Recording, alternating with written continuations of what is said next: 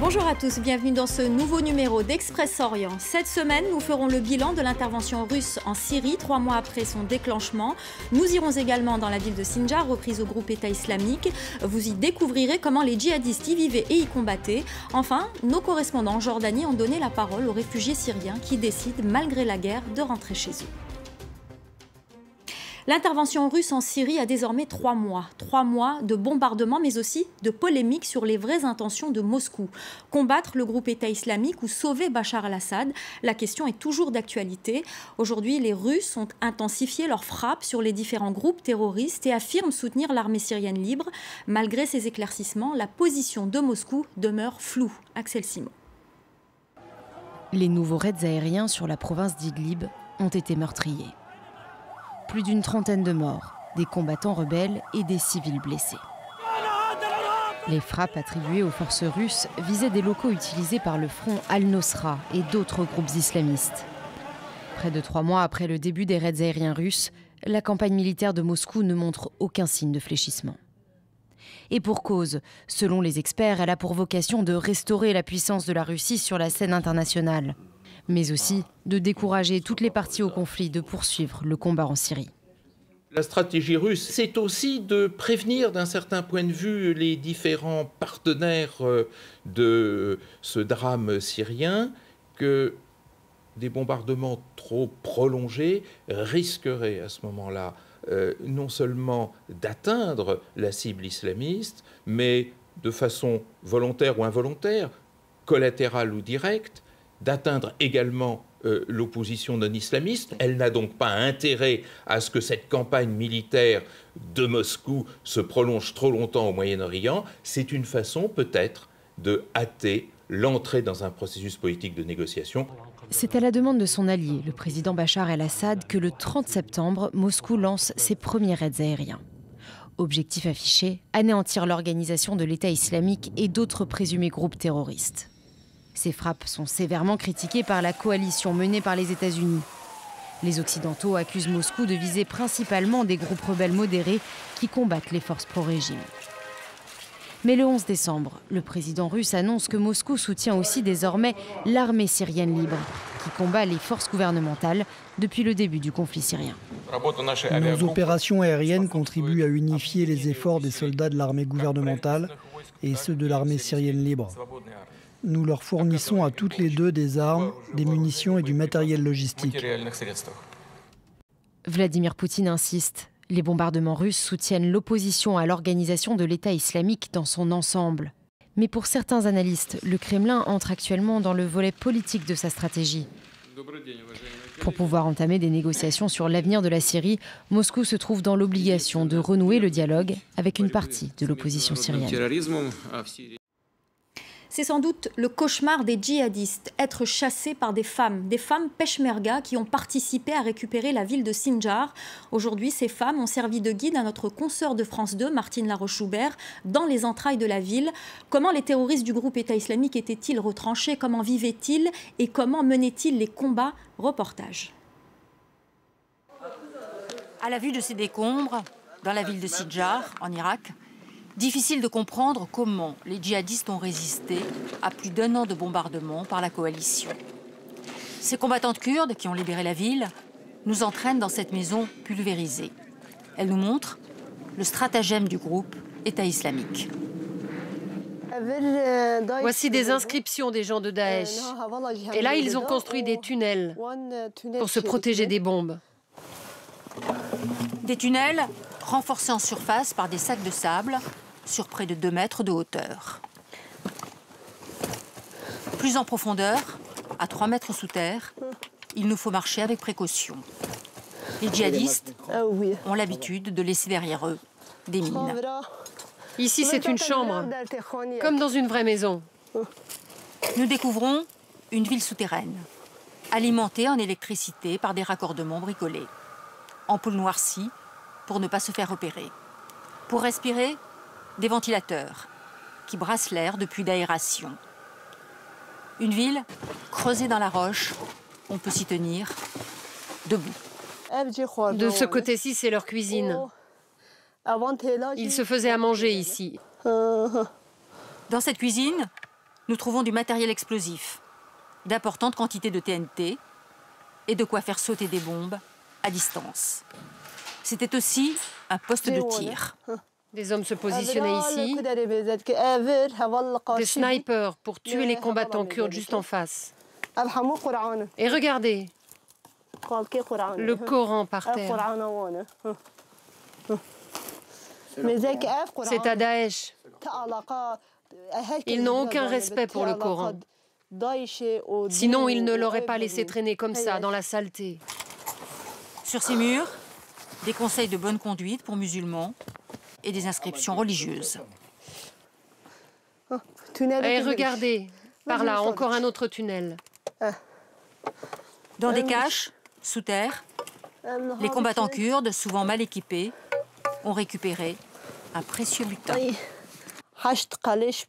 8 kalachnikovs, un fusil à lunettes, des mines et des munitions, tellement qu'on ne peut même plus les compter. C'est en s'enfuyant par ces tunnels que les djihadistes, une centaine, ont réussi à s'échapper de la ville. Quand les réfugiés syriens décident de rentrer chez eux alors que leur maison a été détruite, c'est une réalité qui témoigne de la précarité dans les camps de réfugiés. L'option du retour devient la seule issue. En Jordanie, elle se mesure au rythme des bus qui repartent pour la Syrie. Une décision pourtant difficile car les autorités jordaniennes ne permettent pas aux réfugiés de revenir. Reportage de nos correspondants.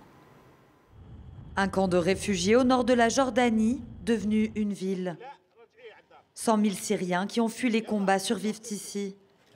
Aujourd'hui, certains décident de partir dans ces bus pour retourner en Syrie, comme Sabha, 64 ans. Je n'ai pas peur. Même si les avions nous bombardent, nous n'avons plus peur. Pourquoi devrions-nous avoir peur? C'est notre pays. On peut choisir d'y vivre, mais aussi d'y mourir. Sabha laisse derrière elle sa fille et son petit-fils. Elle doit se faire opérer du cœur et l'opération coûte très cher. Ici, aucune ONG ne peut la financer. Un départ définitif, la loi jordanienne interdit aux réfugiés de revenir une deuxième fois.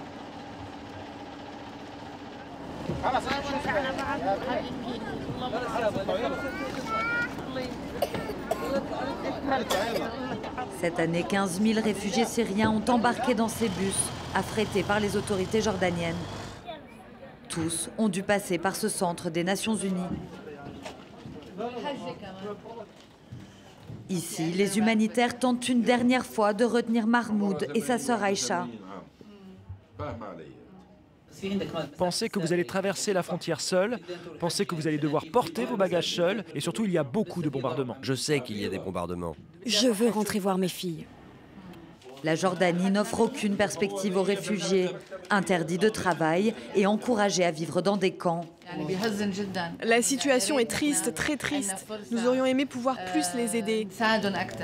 Nous aurions aimé pouvoir vous convaincre de rester ici, en Jordanie, en sécurité. Cette année, la situation s'est encore détériorée. Les Nations Unies n'ont reçu que la moitié de l'aide internationale prévue en 2015. C'est cette baraque de fortune, en dehors du camp, que Mahmoud et Aïcha vont quitter ce matin-là. En main, leur bien le plus précieux après 3 ans d'exil en Jordanie. La clé de leur maison, détruite dans un bombardement.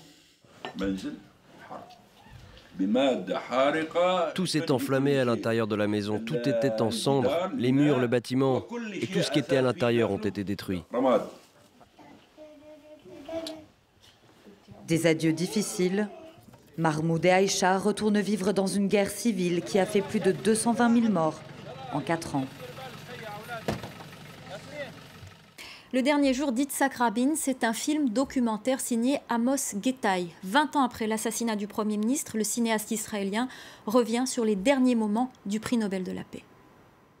La place des rois à Tel Aviv, les derniers mots d'Yitzhak Rabin avant son assassinat.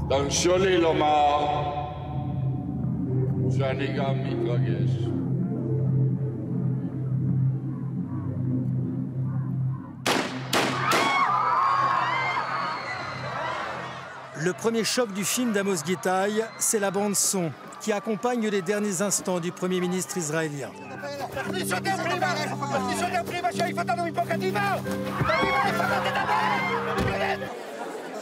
Il aura fallu 2 ans de travail au réalisateur Amos Gitaï pour trouver le bon équilibre, un genre salué par l'une des références en matière de films politiques.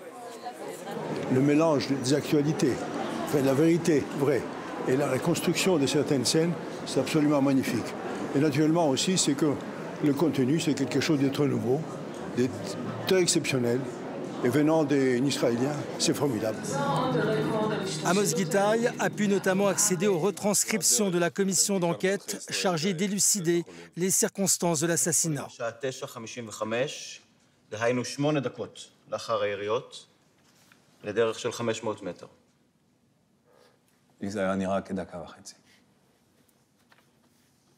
Ce qu'on dit, nous les intervenants, moi qui jouais le rôle du chauffeur, ce que je dis, c'est mot pour mot ce qui était dit à cette commission. C'est juste que c'est nous qui le jouons parce que la commission n'a pas été filmée. Yigal Amir est l'assassin d'Yitzhak Rabin. Un jeune militant d'extrême droite farouchement opposé aux accords d'Oslo, signés 2 ans plus tôt et pour lesquels Rabin, Arafat et Pérez avaient obtenu le prix Nobel de la paix. À l'époque, Benyamin Netanyahou est le chef de l'opposition israélienne et alimente un climat de haine, selon Amos Gitaï. Je trouve qu'il a fait une démarche très cynique, Netanyahou. Il a ses responsabilités. Je crois qu'il faut qu'il commence à assumer. Est-ce que Netanyahou a vu votre film? Je crois qu'il peut acheter un billet, j'imagine. En Israël, le film a reçu un bon accueil, malgré un climat politique tendu. Ceux qui connaissent l'hospitalité des Iraniens disent qu'ils donneraient leur chemise à leurs voisins. Eh bien, ce n'est pas qu'au sens figuré. Depuis le début de l'hiver, les Iraniens accrochent des vêtements sur des murs dans les rues des grandes villes. L'initiative a vu le jour dans la ville sainte de Mashhad et a fait des émules dans tout le pays. L'opération a même un nom, le mur de la gentillesse. Et c'est sur ces images de gentillesse qu'on se quitte. Rendez-vous la semaine prochaine. Restez avec nous sur France 24.